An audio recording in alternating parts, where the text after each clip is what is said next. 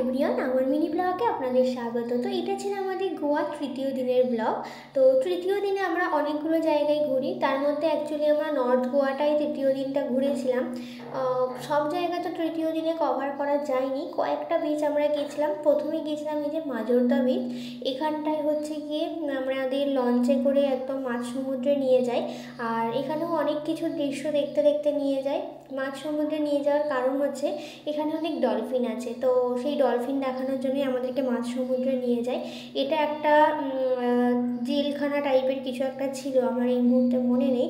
তো অনেক কিছু এখানে, অনেক শুটিং স্পটও আছে। তো এই যে এখানে গিয়ে আমরা ডলফিন দেখতে পাই। এখানে এই পুরো সমুদ্রটা ঘোরানো আর ডলফিন দেখার জন্য আমাদের পার হেড 400 করে লাগে।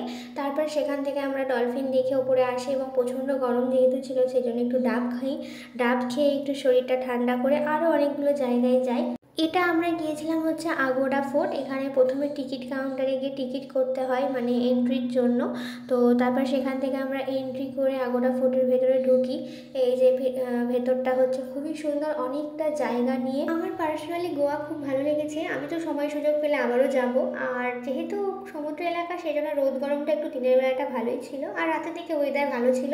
তো যেহেতু রোদ গরম সেই জন্য আমাদের শরীরটাও তো ঠিক রাখতে হবে, শুধু তো ঘুরলে হবে না। তো সেখানে ডাবের জল, লেবু পানি এগুলো আমরা একটু খাওয়া দাওয়া করছিলাম। তো এই আগোড়া ফোর্টে আমরা একটু সময় কাটাই, তারপর বেরিয়ে একটু লেবু পানি খাই, আর দিয়ে আমরা হোটেলে ফিরি। হোটেলে ফিরে লাঞ্চটা করে আমরা বেরিয়েছিলাম। সব ভিডিও তো একসাথে শেয়ার করা সম্ভব না। এই ভিডিওটা আমি এখানেই শেষ করলাম। ভালো লাগলে লাইক কমেন্ট করতে ভুলবেন না। সবাই ভালো থাকবেন, টাটা।